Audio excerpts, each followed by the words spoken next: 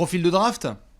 Profil de draft, et ouais, la draft, on est encore dans les finales NBA ou plus ou moins la tête dedans, enfin tu m'as compris.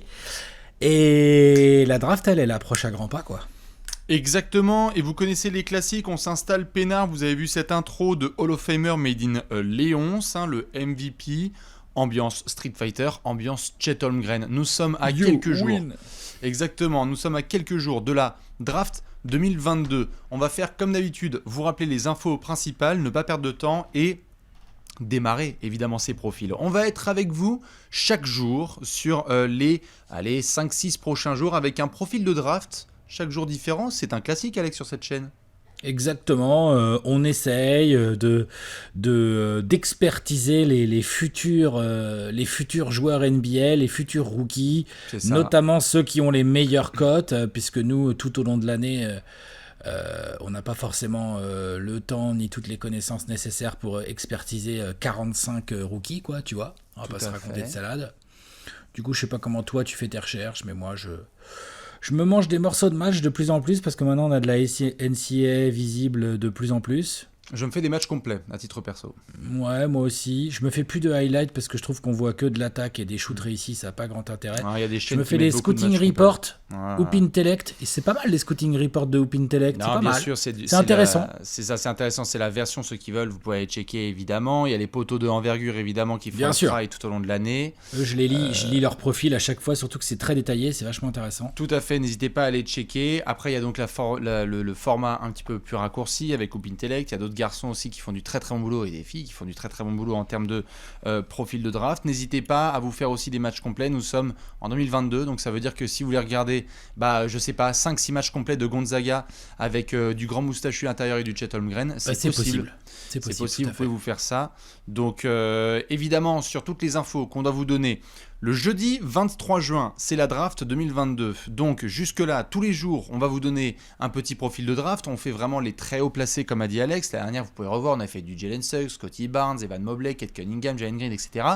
Là, on va voir quels sont les 5-6 profils qu'on va vous proposer. Si vous êtes sage, il y aura peut-être une mock draft afin qu'on se projette un petit peu sur la loterie. Il va falloir être sage, parce que vu l'agenda, il va falloir être très très sage. Il va falloir être très sage et que Stephen Curry ne le soit pas trop d'ailleurs pour qu'on puisse se régaler. Mais dans tous les cas, on vous attend à fond. On sait qu'il y a des gens qui suivent la NCAA de très très près. On sait qu'il y a des équipes qui ne jouent plus du tout depuis le 15 avril, là, Alex, et c'est l'heure d'être à nouveau intéressant et dans l'actu.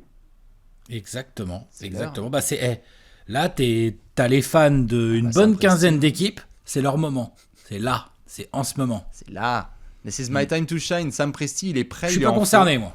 Non, moi non plus. Par contre, il y a moyen qu'on se marre avec Simon sur le canapé. Puis l'équipe qui est sur ce t-shirt aussi, il y a moyen qu'elle regarde un petit peu quand même, vite fait, quoi. Tout à fait. Vous le savez, dans tous les cas, dans les ordres principaux, Orlando sera en 1, OKC sera en 2. On aura aussi des copains comme les Kings. Tout à fait, si je dis pas de bêtises. On aura nos amis les Kings en 4, du Détroit pas loin. Bref, toutes les infos, vous pouvez les retrouver sur le site de Trash Talk. On va pouvoir rentrer tout de suite dans le profil, mais n'hésitez pas à aller checker notamment le taf de l'équipe de rédaction. Petit dédicace à Lohan, à tous les profils qui ont été faits. Ouais, exactement. Et donc, rendez-vous le jeudi 23 juin pour cette draft 2022 qui sera commentée en direct sur votre canapé préféré. C'est un des plus gros événements de l'année, Alex. C'est dans la nuit du jeudi 23 au vendredi 24 pour les pointilleux et les pointilleuses. Exactement. Oui, c'est pas le jeudi et tout. Oui, alors c'est le vendredi. C'est le vendredi, exactement. Voilà. Du coup, on va respecter un petit peu le modèle habituel, j'ai envie de dire, puisque les années passent, mais par contre, une équipe qui gagne, eh bien, elle ne change pas. On commence par un petit profil général, j'ai envie de dire. Profil général du joueur, c'est ça. Taille, poids, mensuration précise, qu'est-ce que fait son papa, qu'est-ce que fait sa maman, tout ça. Où est-ce qu'il a joué, comment c'était, point fort, point faible, ensuite de voir un petit peu quelles sont les qualités auxquelles on peut s'attendre tout de suite en NBA, celles qu'il pourrait y avoir sur la durée, et les trucs à surveiller, on va se dire, ça y est, dessus il y a un petit peu de doute. Ouais, voilà, même les points forts, en fait, c'est assez intéressant de voir qu'au fil des années, dans les deux cas, c'est des points forts entre guillemets, à surveiller s'ils se traduisent bien en NBA, tu vois. On en a vu des mecs qui shootaient pas trop mal à 3 points, par exemple, en NCAA, puis une fois arrivé en NBA, c'est la distance, la défense un peu plus galère, tu vois. Ouais. Donc voilà. Et même chose pour les points faibles, c'est vrai que ce sont plutôt des points faibles à améliorer, en fait, quoi, parce que... C'est ça, c'est des points à améliorer. Je sais pas, voilà. si le mec est pas assez focus dans sa concentration et dans ses aides défensives, s'il a 19 ans, quelque part... c'est pas très grave. Quel joueur est vraiment déjà focus à 19 ans sur les aides défensives ? Eh ben, peut-être qu'on va en parler dans 10 minutes. Voilà. C'est ça. S'il est trop mince, on verra aussi. Ça peut être un point d'ancrage. S'il doit ajouter un peu de muscle... S'il doit prendre un petit peu de barbac, un petit peu, et développer son jeu offensif, on en discutera. Dans tous les cas, ensuite, on enchaînera avec un point comparaison. Vous savez qu'on aime bien se projeter et se dire plancher-plafond, Jimmy Butler ou Justice Winslow. Donc, on aura l'occasion de... Non, mais c'est vrai, on adore ces... Hakim Warrick, Blake Griffin ? Ouais. On aura l'occasion de bien se marrer avec ça et on terminera enfin avec une projection de draft. Le soir de la draft, en quelle place sera sélectionné ce joueur ? On perd pas de temps ? Allez ! Il a fait partie de la hype totale de ces dernières années. Vous l'avez vu sur les réseaux sociaux. T'as pas vu le grand maigrelet ? On l'a vu sur le circuit lycéen, phénoménal, avec ses longs bras, avec sa défense, avec son handle. Monsieur Chet Holmgren est le premier profil que nous allons gérer. Oh là là, fan du Thunder et d'Orlando, calmez-vous. On n'est pas encore en train de dire qu'il sera numéro 1. Il y aura peut-être des débats à voir. Dans tous les cas, Alex, on va devoir démarrer avec le profil général. Nous sommes sur un poste de pivot pour ceux qui ne l'ont toujours pas remarqué, même si, vu la qualité technique de Chet Holmgren, on est capable de jouer à d'autres postes. Mais on va quand même mettre à l'intérieur. 2m13, 88 kg. C'est un pivot qui est 2m13, 88 kg, t'as tout dit. C'est-à-dire que... Salut. Bastien, c'est un haltérophile à côté. C'est moi en étiré. 2m13, moi j'avais 90, mais c'est ça, 88, 90 kg. Par contre, il y a 2m29 d'envergure. Ah oui, non, mais il se gratte les genoux sans se baisser. C'est-à-dire que l'autre, c'est un albatros. Maigre, mais c'est un albatros quand même. Tout à fait. Genre, voilà, quoi. Donc ça, c'est, très long. 20 ans. Oui. Pivot, Après, oui, comme tu l'as dit, on va décrire son profil technique. Je pense qu'effectivement, on pourrait imaginer en NBA qu'il joue 4. Déjà, ça, c'est tout à fait envisageable. Potentiellement. Après, d'autres postes, voilà. Moi, je le qualifierais plus de pivot. C'est un 5. Dans un premier temps, il vient de Gonzaga. Tout à fait. Les Bulldogs, je crois, de Gonzaga, c'est ça ? Je crois que c'est les Bulldogs, Gonzaga. L'année dernière, la saison dernière, la NCAA qui vient de se terminer, il a joué 27 minutes par match, j'ai les stats sous les yeux, on a 14 points, on a environ 10 rebonds, et on a quasiment 4 contres par match, petit indice.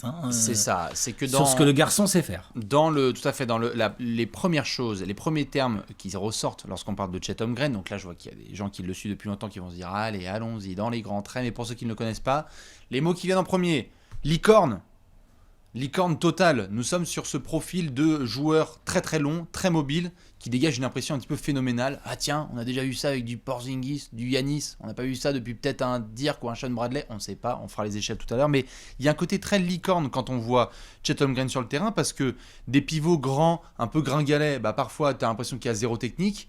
Tu lui dis... Premièrement, va défendre ton arceau, il y a zéro problème. Moi, c'est un des trucs qui m'épate le plus avec Chet Holmgren, c'est que je pense que de base, l'équipe qui le draft va avoir un compétiteur et un contreur élite. Oui. Ça, j'adore. C'est sûr et certain. C'est un rim protecteur. Pas du tout peur de se faire postériser. Pas peur de se faire postériser. Et puis, après, je sais pas, là, on déborde déjà un peu dans les points forts, mais c'est pas grave, on s'en fiche. Il a ça dans le sang, il a le timing, les rotations, les aides, il va tout de suite en NBA, même si sur certains aspects ça risque de lui faire tout drôle par rapport à la NCAA, parce que c'est pas les mêmes bestiaux qui vont voir arriver quand même, attention. Mais il va y aller, et il va y aller avec talent. Bien sûr. Non, ça fait partie en effet, on fera après le détail, je me suis emporté sur les points forts et points faibles, mais c'est vrai que quand on fait le profil complet, on parle de vraiment... Un pivot qui peut potentiellement révolutionner les choses, avoir jusqu'où va son plafond. On parle de quelqu'un qui avait forcément attiré les regards parce que lorsqu'il était en duel avec Emoni Bates, qui aujourd'hui a bien glissé, mais sur le parcours lycéen, on savait que ça allait être un petit peu le duel. Il est bien rentré dedans. On a vu aussi, Alex, un petit duel face à Victor Wembanyama. Lorsqu'on était sur le U19, c'était un des matchs les plus hype chez les jeunes. Le mondial, là mois. Comment ? Le mondial ? Ouais, le France-États-Unis de finale, je crois, de mondial U19. On avait vu Holmgren face à Wembanyama. Oui, Victor Wembanyama, qui lui est plutôt attendu pour la draft 2023. Tout à fait. Tout à fait. Mais et sur le profil complet de Chet Holmgren, qu'est-ce qu'on peut ajouter ? Oui, tu l'as dit, ça a joué à Gonzaga, il vient de Minneapolis, il a joué d'ailleurs au niveau inférieur, ça peut peut-être intéresser certains, avec Jalen Suggs. Tu me vois venir ? Ah bah, je te vois venir carrément, je pense que c'est un élément très très important. Tout à fait. Dans le choix de l'équipe qui détient le pick 1. Attends. Nous sommes d'accord. En gros, on verra ce qu'ils vont faire. On en parlera tout à l'heure. Mais sur le profil complet, qu'est-ce qu'on peut ajouter avant de faire les points forts et les points faibles ? Un peu léger quand même, voilà. C'est juste ça. Et on va en reparler dans les points faibles. Mais on va y aller, bien sûr. Bien sûr. Et ça manque de muscles, mais comme pas mal de joueurs et tout. Ouais, non, on est un pivot. Et du coup, comme ça va nous lancer dans les points forts. Au niveau de sa défense et au niveau de son jeu en général, moi, de ce que j'en ai vu dans les morceaux de match, les scouting reports que j'ai regardés, j'ai eu surtout, avant toute chose, avant même les capacités athlétiques, son côté mental et tout, j'ai vu un mec qui comprend bien le basket, qui sait se positionner, qui a ça dans le sang. Oh, bien sûr. C'est un bowler. Tu sens qu'il adore le gymnase et qu'il va beaucoup bosser. Il comprend ce qui se passe autour de lui. Petit point fort ? Ah bien sûr, partons en effet sur les points forts, parce que ça fait partie des gros points forts, c'est que sur son approche, comme tu le dis, il y a une bonne compréhension du jeu. Quand on l'entend même s'exprimer, vous pouvez le retrouver avec Mike Schmitz notamment, qui fait des excellentes interviews et breakdowns sur ESPN avec la plupart de ces jeunes, on le voit en effet, tu le disais Alex, Chet Holmgren parler du jeu avec sérénité, avec aisance. Il dit voilà, je sais un petit peu quand on lui demande comment expliquer ses timings au contre, ou comment est-ce qu'il défend sur les extérieurs, ou comment est-ce qu'il a prévu d'attaquer, et bien tu vois qu'il en parle avec vraiment un côté d'expérience et de vétéran qui fait saliver beaucoup de managers. Il y a ça, et tout à fait, et c'est très important. Tu sens qu'il a la tête sur les épaules, qu'il est ambitieux et tout ça, mais que il y a une bonne tête sur les épaules, et qu'en plus, il y a déjà eu pas mal de travail mental sur le jeu. Et quand je disais tout à l'heure, là, juste avant, que ça se traduisait dans sa défense, tu vois, moi je trouve que pour un jeune joueur de 20 ans, c'est très impressionnant la manière avec laquelle il déclenche les aides avec un excellent timing, la manière avec laquelle il vient protéger son cercle en deuxième rideau avec ses longs bras et sa détente, pareil, dans des bons timings, sans faire faute et tout. Et aussi la manière dont il reste bien droit quand le choc vient à lui. T'as l'impression qu'il va éviter pas mal de fautes bêtes, qu'il a déjà bien compris comment protéger son cercle sans forcément faire un contre, juste en empêchant l'attaquant de faire le shoot qu'il voulait en fait. C'est ça. Les contests sont assez bons. Non, mais il est vraiment très avancé pour son âge. Ouais, même si la mobilité latérale est peut-être pas oufissime, elle est correcte. Elle est correcte et en fait, quand tu parles de cette compréhension du jeu, c'est aussi que c'est le premier à mentionner notamment ses forces et ses faiblesses. C'est-à-dire qu'il va dire, quand il va s'expliquer sur sa manière de voir notamment la défense, il va dire moi je vais prendre le contact à fond, laisser mon envergure faire le reste, ce qui est génial, et dire moi si tu me postérises une fois, c'est probablement après 9 essais et j'ai gagné en fait au niveau des pourcentages, parce que ça veut dire que, laisse-moi calculer, t'es à 12% au tir. Et quand t'entends ça d'un gamin de 19-20 ans, tu te dis waouh, ok, c'est-à-dire que déjà en termes d'apport collectif de ce qu'il comprend du basket, c'est très très fort. Il parle aussi du fait, comme tu le mentionnais là, de ce potentiel point faible sur sa mobilité. C'est le fait aussi qu'il dit moi, lorsqu'on veut me chercher sur mes hanches, sur mes hips, bah du coup j'essaie de reculer un petit peu pour ne pas prendre de fautes stupides et laisser mes bras faire le reste. Donc déjà d'avoir ces notions là, c'est ce qui fait que très rapidement, ça réfléchit tout à fait, et très rapidement il peut avoir un impact en NBA, parce que le plancher, en fait, c'est un excellent défenseur et protecteur d'arceau, déjà. On a un excellent protecteur d'arceau, que ce soit en aide ou sur son sorte d'adversaire direct en protection en premier rideau. En switch, on verra, mais là, il couvre beaucoup de terrain, que ce soit sur les close-out ou justement sur les fameuses aides, les rotations que je disais, grâce à son envergure et grâce à sa bonne mobilité. Donc non, honnêtement, on a déjà les bases d'un élite défenseur. C'est ça. Un des worst case scénarios de Chet Holmgren, c'est qu'il fait une grosse carrière de défenseur en tant que pivot, un peu mobile, et qui essaie de s'en sortir sur des switches ou des situations où il doit monter au compte. Quoi. Vous voyez les finales NBA en ce moment, beaucoup de managers regardent ce genre de situation et se disent est-ce que je peux me transposer avec ce genre de joueur ? Est-ce que c'est un joueur qui tiendra 2 minutes ou un quart d'heure sur le parquet ? De mettre un Chet Holmgren demain qui agite ses bras avec un peu plus de kilos et qui essaie de switcher sur des joueurs extérieurs, c'est pas quelque chose de terrifiant pour beaucoup d'observateurs. Non, c'est vrai, ça serait pas idéal. Là, les finales actuelles ça, c'est sûr. Sont pas ultra vendeuses pour Chet Holmgren, hein, on est d'accord, hein, c'est vrai. Non, c'est sûr. Mais y a d'autres intérieurs qui se débrouilleraient probablement moins bien que lui. C'est aussi ça qu'il faut voir. Je suis d'accord. Dans les autres petits points, moi j'allais juste faire transition et après je te renvoie le bâton.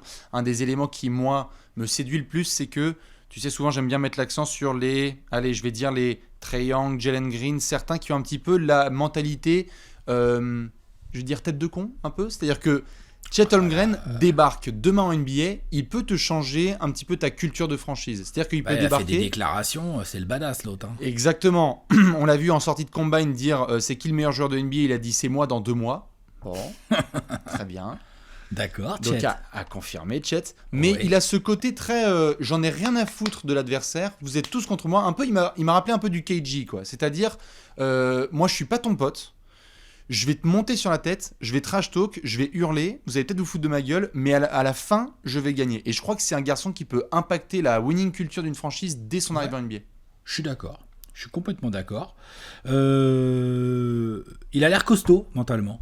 Ah ouais. Il a l'air motivé, il a l'air déterminé, il a l'air d'avoir beaucoup d'ambition, des gros objectifs, une haute idée de lui-même et de son potentiel. Mais ça, on peut pas vraiment lui reprocher. Maintenant, il va falloir qu'il assume sur le terrain.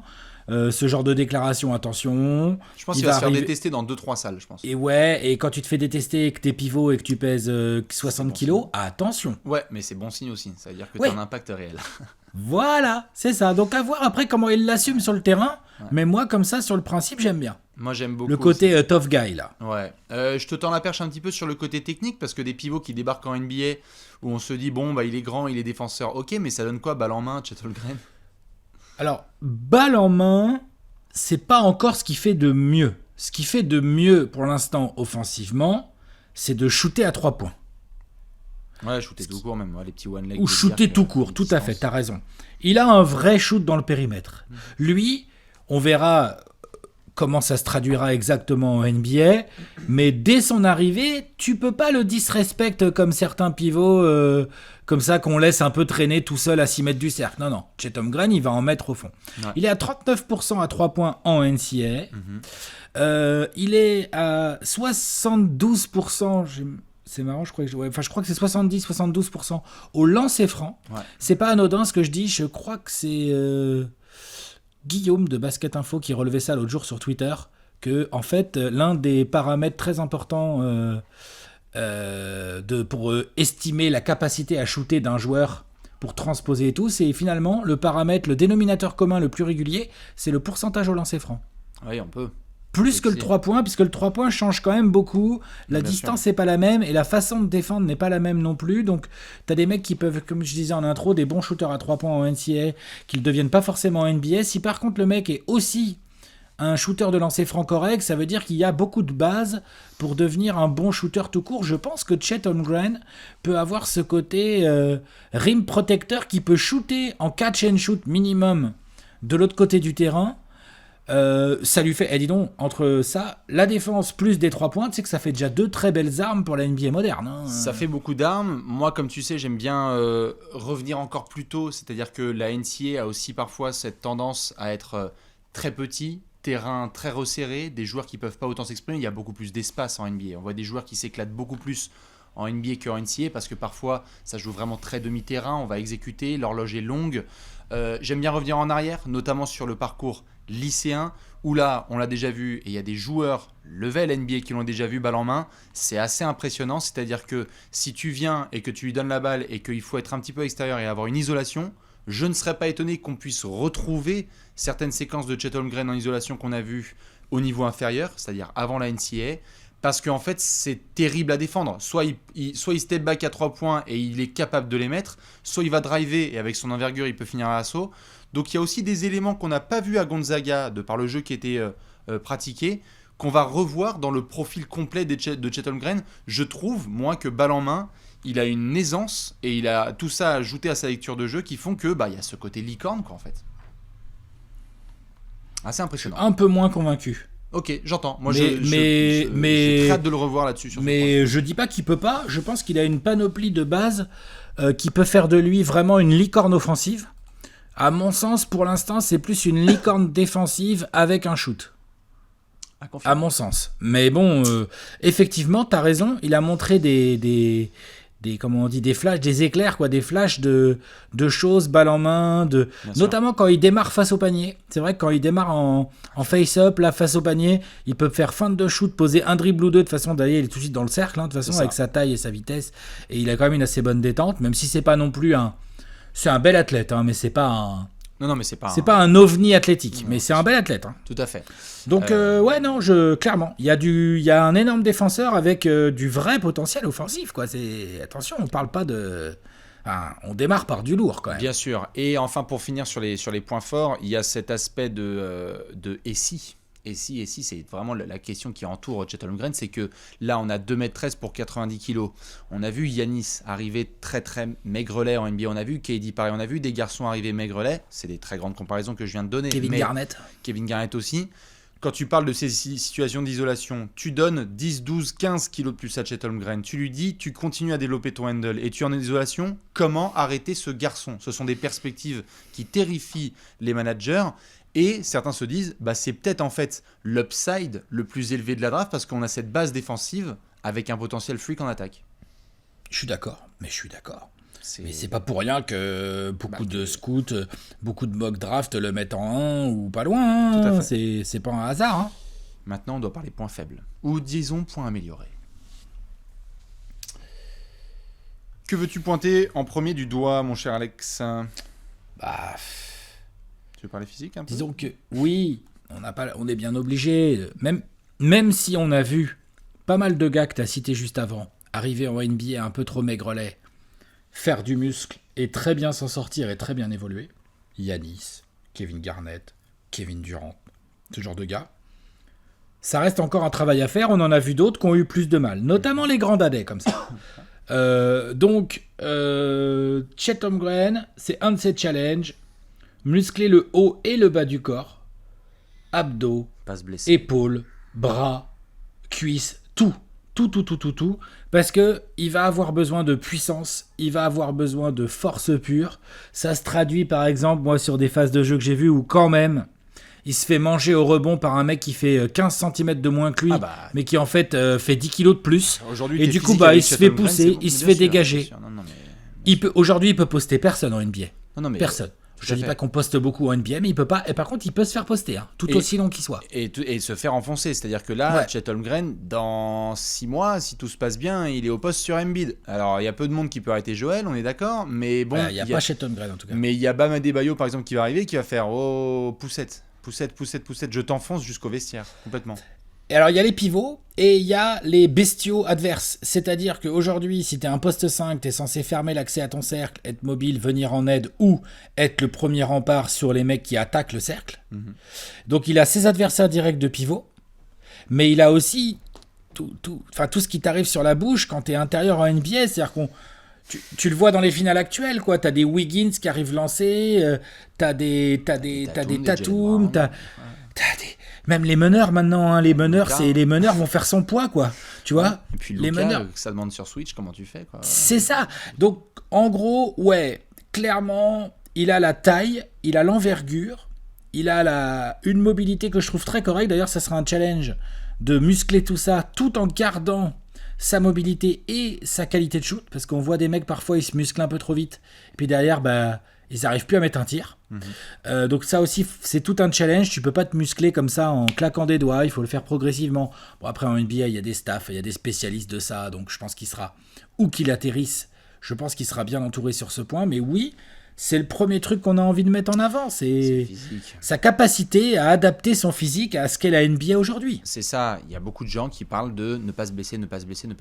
En plus, tout à fait. Durabilité. Parce que c'est pas comme s'il avait un jeu à l'économie. C'est-à-dire que Chet Holmgren, si tu as en effet les LeBron et compagnie qui vont à l'arceau, il monte au contre, ce qui est formidable pour n'importe quelle équipe, n'importe quel coach et n'importe quel coéquipier. Mais attention aux dégâts que ça crée. Tu ne peux pas juste avoir cette carcasse et à chaque fois terminer au sol et te prendre des coups dans le torse en te disant que ça ne va jamais avoir de conséquences sur ton corps. Il y a des risques de blessures qui sont réels. C'est-à-dire que les gens se disent « Waouh, est-ce que, on en a parlé en off, est-ce que tu te retrouves avec un profil à la Porzingis ?» En fait, par exemple, les débuts sont phénoménaux, licorne dans tous les sens, des cierges qui sont brûlés, et dès qu'il y a la première galère qui tombe, comment un corps aussi long comme ça peut s'en remettre ? À voir. Bon, après, Porzingis fait 2,20, donc c'est un autre... Il est encore plus grand, tout à fait, tu as raison de le préciser. Mais attention pour Chet, parce que ça peut en effet être un...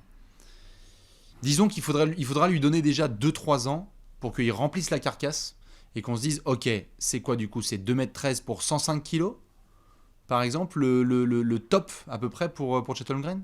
Ça lui ferait déjà 15 kg de plus, c'est déjà énorme. C'est que c'est déjà énorme. J'ai quelques toutes petites, même des bonnes interrogations offensives, très très peu défensivement, mais je me demande comment se classe-t-il parmi les gros scoreurs. C'est-à-dire que je vois très bien un avenir de Chet Holmgren en formidable pivot, capable, comme je l'ai dit, d'impacter la culture de sa franchise, mais c'est quoi son plafond offensif ? J'ai quelques interrogations réelles. Ah bah oui. Et moi, par rapport à ce que tu disais tout à l'heure, c'est notamment sur sa capacité à créer pour lui-même et pour les autres, à créer en gros. Que ce mec finisse des actions grâce à son shoot, parce qu'il se place bien, et qu'il y a un meneur qui drive et qui kick, et ça kick out sur Chet Holmgren, et Chet Holmgren, il a un 3 points, un shoot à mi-distance à prendre, il le prend en catch and shoot et qui score comme ça, 10, 12... 15 points par match en NBA, j'y crois. Je pense que c'est possible parce qu'il a un vrai shoot et il va travailler. Par contre, est-ce qu'il peut vraiment être une option offensive plus qu'un catch and shooter dans une équipe NBA ? C'est-à-dire, bah ouais, il y a des matchs où les intérieurs adverses, c'est pas des très bons défenseurs. Bah, faut que tu mettes 22 points, mon garçon. On va te nourrir en ballon. Tu vas y aller, tu vas driver. De temps en temps, tu vas me les poster. De temps en temps, tu vas me mettre un petit hook. De temps en temps, tu vas me les step back d'un petit mi-distance. Enfin, tout l'attirail, tout la panoplie offensive des intérieurs modernes efficaces en attaque qui te permet, quand ton équipe en a besoin, parce que la défense intérieure adverse est un peu plus faiblarde, de mettre 20, 22, plus même. Tu vois.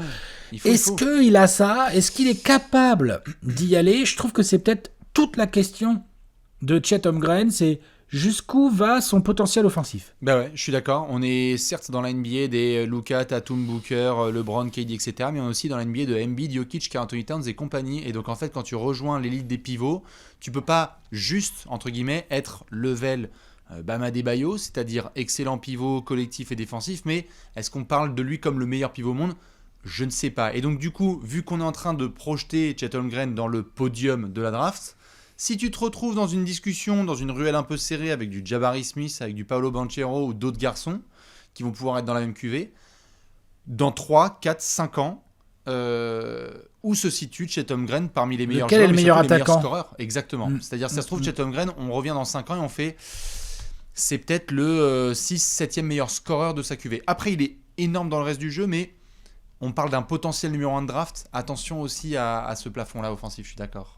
Est-ce qu'un potentiel numéro 1 de draft peut être juste un élite défenseur ? Je suis pas sûr de ça. Et c'est ce qui fait saliver les gens sur du Jabari ou du Paolo, etc. Bien sûr. Parce qu'il y en a qui vont pressentir la vingtaine de points plus facilement. La vingtaine de points de Chet Holmgren reste à voir, elle est à définir.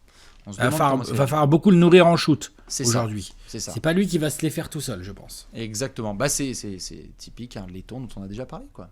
C'est ce qui fait que certains vont mettre plus des comparaisons à la Rudy et à la Porzingis qu'à du Giannis ou du Kevin Garnett. Voilà, c'est ce qui fait certains ranges, quoi. Ouais. Tu me vois venir ? C'est vrai. Ouais, je te vois très venir. À moins que tu aies d'autres points à améliorer, à mettre en avant. Non, je pense il va que se faire huer et détester dans tous les sens, mais ça, pour moi, c'est pas un point à améliorer. Mais ça, c'est pas un point à améliorer. Au contraire, je pense que ça va le motiver, moi. Il va falloir rester droit dans ses pompes. On peut passer comparer. À ce point comparo. Ouais. Nous sommes donc sur le profil de Chet Holmgren, et donc vous savez qu'on aime bien faire des échelles. Partons du plafond. Le plafond de Chet Holmgren, c'est quoi ? C'est Marcus Camby avec un shoot. Non, c'est pas assez haut. C'est pas assez haut comme plafond. Ça, c'est ce qu'il est déjà. Ou c'est ce qu'il devrait déjà être? Parce que Marcus Camby, on va voir déjà s'il peut défendre comme Marcus Camby de Shelton Green. Mais je pense qu'il peut. Il peut. Et je pense qu'il a un bien meilleur shoot que Marcus Camby n'a jamais eu déjà. C'est sûr. Son plafond, son vrai plafond, en gros son plafond, pour moi, dépend de ce que je disais juste avant, de sa capacité à améliorer sa panoplie offensive. Mm-hmm. Et que s'il améliore vraiment, fortement, sa panoplie offensive, on est sur quoi on est comme plafond? Moi j'ai des comparants, mais c'est un peu abusé. Hein. J'ai des très très hauts plafonds, mais c'est des plafonds un peu particuliers. Vas-y. Tout dépendra de la manière dont il va avoir sa carrière, mais tu peux totalement Bill Russell ta carrière si tu veux. Après je lui souhaite les mêmes résultats collectifs, mais il peut être totalement dévastateur en défense et contribuer offensivement dans des équipes où ça gagne, parce que son impact est trop fort. Mm-hmm. Après, quand on fait le plafond individuel, bah oui, j'ai envie de te dire si Evan Mobley, ce serait son plafond en fait. Ah, je déconne. Ouais, non, c'est pour faire plaisir à mes potos fans des Cavs. Ouais, bien sûr. Non, mais il y a du. Parce que Porzingis avec Rudy Gobert, quoi. Porzingis, c'est pas un plafond pour lui, parce qu'il défend déjà mieux. Non. Par contre, il est pas encore au niveau de Porzingis offensivement, mais c'est compliqué. Il y a le profil comme ça. Ouais, faut que Porzingis, c'est un gosse avec Rudy, quoi. Ouais, c'est pour ça que j'ai dit Marcus Camby avec un gros shoot, quoi, et du handle, quoi. Faut que Miles Turner ait débloqué quelque chose dans sa carrière. Ouais. Mais ça, c'est le ou dans l'autre sens, Jarrett Allen avec le shoot avec du Miles Turner ou du Anthony Davis. C'est ça. Jarrett Allen, quand il est arrivé en NBA, il n'était pas musclé comme aujourd'hui. Hein. Il était maigrelet. Hein. Ou Jaren Jackson Jr. qui compte ses fautes. Jaren Jackson Jr. qui compte ses... Oui, c'est rigolo, j'aime bien. Il y a de tout. Hein. On a mis du Porzingis, du Rudy, on a mis du Marcus Camby, on a mis vous pouvez mettre tout ce que vous voulez, mais... En tout cas, les noms qui ressortent, c'est du gros défenseur. Hein, je parlais de Miles Turner, etc. Des gros protecteurs d'arceaux, des kamikazes, il y en a. À voir quel est le plafond offensif. Quoi. C'est vraiment toute cette interrogation parce qu'on bafouille en se disant c'est quoi en fait. C'est une carrière à la Rudy. Et Rudy, formidable. Hein, il a mis ses 12-15 points sur des alley-oops et basta, tu vois. Mais quand même, techniquement... Ah non, il est déjà bien supérieur au niveau du shoot. À Rudy. Et ouais, même en aisance avec le ballon, c'est sûr. Non, ça n'a rien à voir. Mais il y a peut-être KG. Hein. Il y a peut-être du KG un peu là-dedans. Oh la vache, je le souhaite. Hein? Et KG, il a un handle de malade mental. Hein. Tu seras étonné. Hein. Dès le début. Hein. Tu seras étonné. Moi, je vois plus une sorte de mix entre Marcus Camby et Channing Frye, plus. Waouh. Plus. Wow, les fans Marcus Camby, Marcus Camby, c'est pas une insulte. Hein. C'est un putain de défenseur de ouf. Ouais, et s'il avait eu le shoot à la Channing Frye ou quoi que Chet Holmgren peut-être développer, c'est vachement intéressant comme joueur en NBA actuel. Hein. Worst case scénario, Sean Bradley. Best case scénario.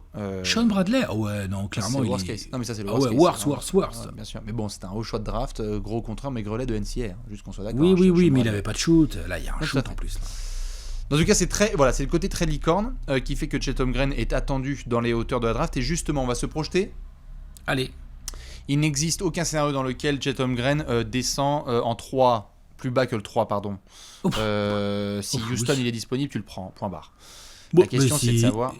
il sortira pas du top 2 pour moi. Et je pense qu'il sortira pas du top 2. La question c'est de savoir, est-ce que Orlando le prend en 1 ou est-ce que OKC arrive à le choper en 2 et ou est-ce que, en fonction des bruits qu'il va y avoir sur les prochains jours, Orlando fait monter les enchères pour que OKC puisse passer en 1. Ça voudrait dire qu'Orlando veut pas de Chet Holmgren? Moi, après, on fera, peut-être, on a dit, hein, si les gens sont sages et tout, peut-être qu'on fera une mock draft.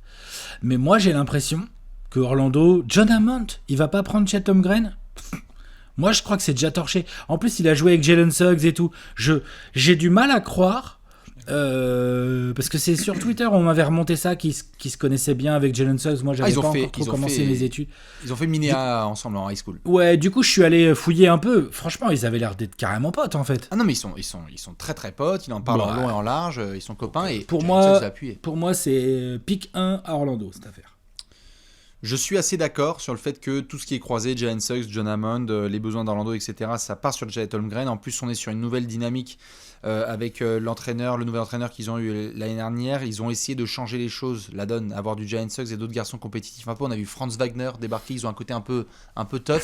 Et il y a cette incertitude autour de, pour les gars, Wendell Carter, Mo Bamba, qu'est-ce qu'on fait, quoi? C'est pas comme si Orlando, ils avaient un pivot genre où on était là genre c'est chaud. Parce que moi je veux bien que si on discute de besoins, mais je suis assez d'accord avec pas mal de spécialistes de draft qui disent que franchement dans le top 5 voire dans le top 10 vaut mieux drafter au potentiel qu'au fit. Je suis assez d'accord avec ça. Pourquoi pas? Au talent, mais après ça, on peut toujours discuter. Mais si Orlando réfléchissait en termes de fit, dans ce cas-là, c'est un tout autre profil, c'est limite un combo garde, un créatif qu'il leur faut, tu vois. Oui.